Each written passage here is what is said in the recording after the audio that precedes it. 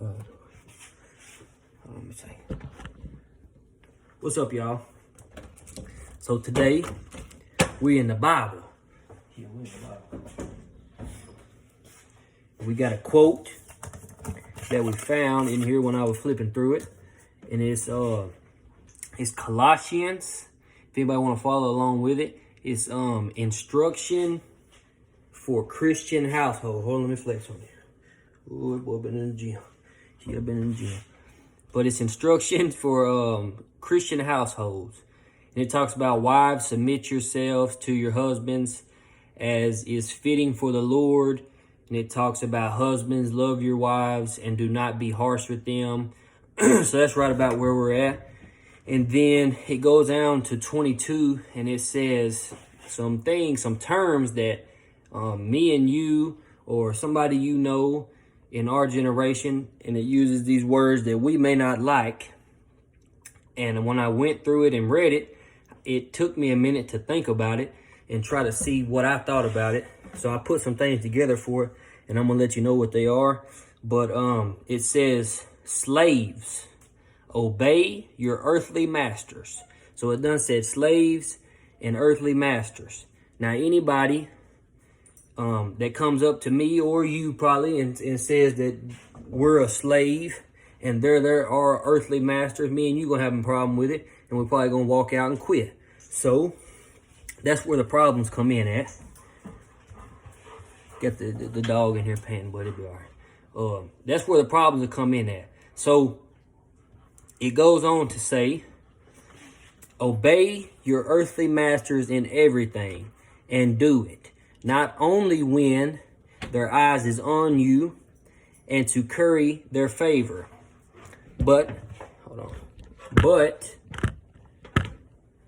it says, but with sincerity of heart and reverence for the Lord.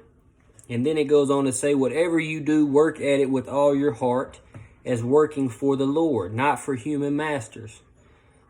Since you know that you will receive an inheritance from the Lord as a reward, it is the Lord Christ you are serving. Anyone who does wrong will be repaid for their wrongs, and there is no favoritism. So it lets you know right there, any slave master that is, sowing wrong seeds and doing wrong things, they will be repaid for their wrongs, but it is up to you to work as you're serving the Lord. So what the point of the video is to let you know is, in today's time, whenever rent's due on the 1st, or you got a big event coming up and you need some cash, you're going to go and find you a boss, or you're going to find you an employer, or you're going to be the boss and you're going to be the employer and you're going to have employees, or you will be the employee. So in this case, these people in this section, you got to remember now, we're talking about 2022. So this is a long time ago. And these people's words and slang terms was way different, but all they're getting at, if you break it down, how I broke it down to try to help you understand it, is they're calling slaves employer or employees. And then they're looking at slave masters as employers or your boss. So you're looking at it like that, and you're trying to understand why they would even say these words. If you're a new Christian or you're someone that even takes the time to look at something like this, you would see that, and it would probably deter you from the truth, which is the Bible. So, and that's a whole separate video in and of itself. I'll get to y'all on that, and we'll have a whole separate video to how I got here, because you will go back and watch some videos and you will see a lost boy that was trying to find something, and he done stumbled up on something now that is everything. And I'm going to let y'all know how I got there. But that's a whole nother video, so we'll get to that. But, yeah, so back to what I'm saying is, if you look at it today, if me and you need to go get some money, we're going to go get a job. Well, these people back here in this time, if they needed some eggs or they needed some whatever they used back in them days, lambs or, whatever kind of tools or weapons they needed, they would have to go to someone that had these luxuries, and they would have to do work for them to get paid or to be able to trade for the things that they wanted. So that lets you know that there's a person that oversees everything. And back then, they wasn't called bosses, or they wasn't called employers. They were called slave masters, or they were called, you know, let me find another word they use for it. Human masters. So yeah, they were called slave masters and human masters, and we were called the slaves. So that's just a terminology, but it's the same thing that applies today. Me and you go to a job and we work for someone that's our boss. Now, they may not treat us as harshly if we don't do what they tell us to do, they did back then, but times change. So that's what we're looking at. We're looking at, there's no difference in this and how it is today other than the terminology and the work that we do for the things that we want. Me and you go to work for $1 and be able to come home. Now, you know, there's different things, and I could understand why people would be upset at the terms because it's been, you know, misused and dragged through, and foul things have come behind these words. You know, we all know about history. So, you know, I feel like that would deter some people from it. And that's worldly things that has happened. These words right here weren't necessarily used based off how we perceive them today. They're not calling slaves as what we know them to be slaves. They're not calling earthly masters as what we think if someone come up to us and said, "I'm your earthly master, you're my slave, do what I tell you to do as God sees fit." No, that we would take that way differently because it's a whole complete different time.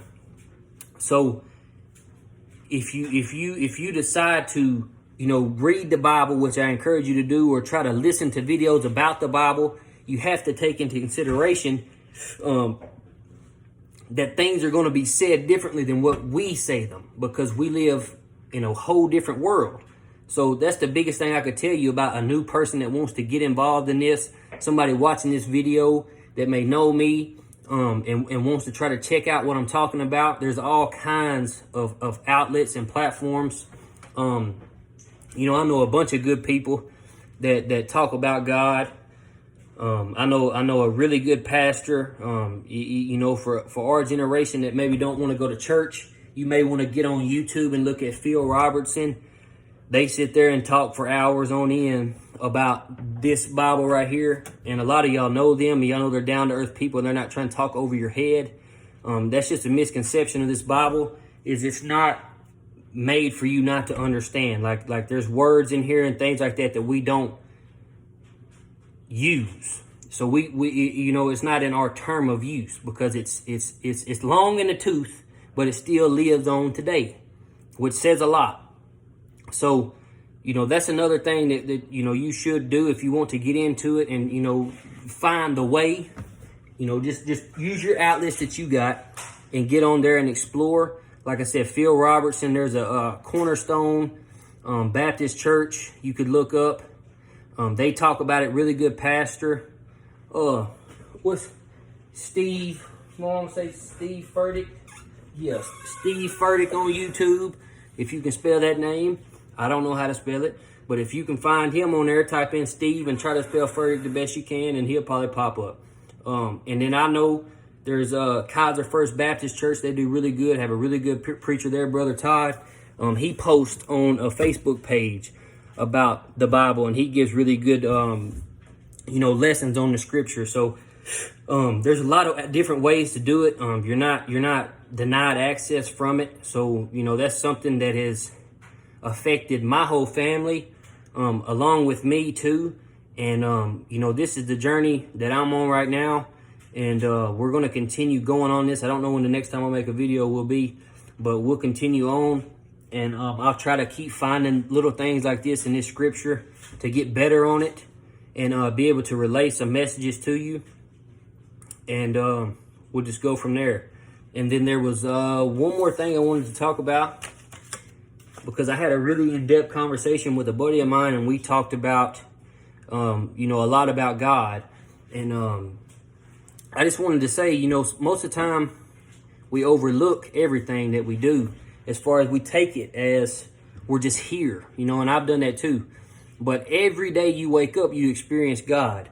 Every day you breathe, every day you wake up and can see, every day you wake up and can speak and touch and feel and be a part of this world that has been given to you to live in and experience in and witness is God. So, you know, we get caught up in conspiracy theories and, you know, all kind of different down road spirals that just, you know, you'll have you, you know, trying to gasp for air, trying to find out what's true, what's not true.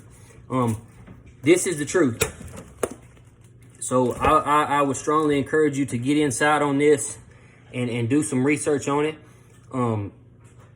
You know, there's a lot of correlations to the things that I've said that refers to why I'm here, reading out of this Bible. So we try to take everything and say, you know, it's just another day, or you know today was terrible, and just the fact of being here, the fact of, you know, breathing and getting to experience the things we experience shows you God is real.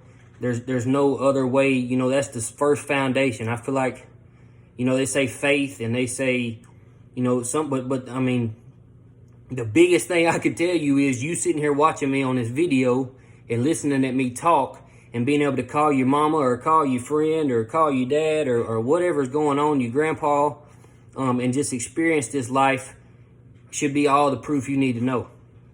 Is God real or not? I mean, things are set up so beautifully, and that's what, you know, we talked about, you know, the way everything is. Like, you think this just happened, and it didn't just happen. You see what I'm saying? Everything's set up too perfect. You know what I mean? Everything's too perfect. A sunrise, you know, a sunset, the moon, the grass, the trees, you know, beautiful people. It's just, I mean, this is not by mistake, and this is something that I hope you think about. And if you are thinking about it, I encourage you to, like I said, look at those platforms that I mentioned and just give this a chance.